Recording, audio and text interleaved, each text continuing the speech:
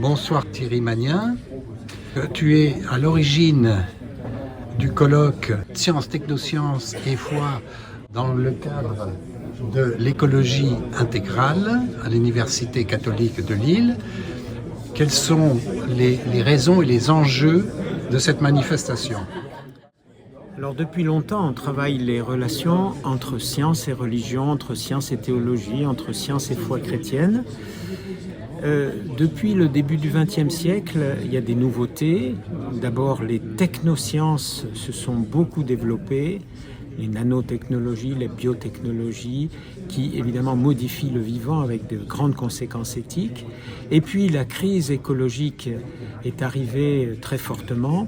Qu'est-ce que ça veut dire de reprendre aujourd'hui la question du progrès scientifique, du progrès technologique à l'heure de l'écologie intégrale et comment cela peut-il modifier les relations entre science et théologie de la création, comment les religions peuvent apporter aussi leur contribution à relever la crise écologique et comment cette idée d'écologie intégrale qui relie le cri de la terre et le cri des pauvres, les problèmes environnementaux et les problèmes sociaux, comment cela rebat les cartes d'un dialogue entre science et théologie aujourd'hui, ouvert bien sûr sur l'ensemble de la société.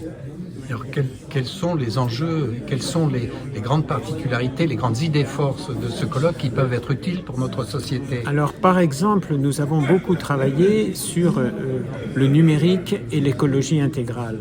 On sait que le développement de l'intelligence artificielle, des data centers et autres est extrêmement énergivore, consomme beaucoup de carbone et puis également joue sur une forme de mentalité, alors donnant beaucoup de bonnes choses. Il ne s'agit pas d'être technophobe, surtout pas, et en même temps, on voit bien que les mentalités sont largement modifiées par le numérique et l'intelligence artificielle. Comment aujourd'hui, entre le monde réel, le monde virtuel, comment est-ce que tout est information? Est-ce que l'infosphère l'emporte partout? Tout ça modèle les mentalités et lorsque nous parlons d'écologie intégrale, nous parlons non seulement des effets sur le climat, sur l'environnement, mais aussi sur la mentalité, sur les mentalités. On parle même d'écologie mentale et comment cela appelle à une conversion qu'on peut appeler conversion écologique avec le pape François dans Laudato Si, qui d'ailleurs a débordé largement le cadre catholique et touche toute la société. Comment justement résister à ce tout consommable et comment entrer dans une forme de sobriété heureuse à l'intérieur du monde en développement? Eh bien, modestement, mais réellement, les contributions d'interaction entre sciences, théologie et écologie intégrale veulent participer à cet enjeu de société, à cet enjeu mondial dont on voit des traces tous les jours. C'est toi qui as recueilli ma proposition d'intervention dans ce colloque. Je suis journaliste et philosophe, un petit peu en décalage par rapport à toutes les autres communications du colloque. Qu'est-ce que tu en attendais? Alors il y avait d'autres philosophes, mais en effet des journalistes peu ou pas du tout.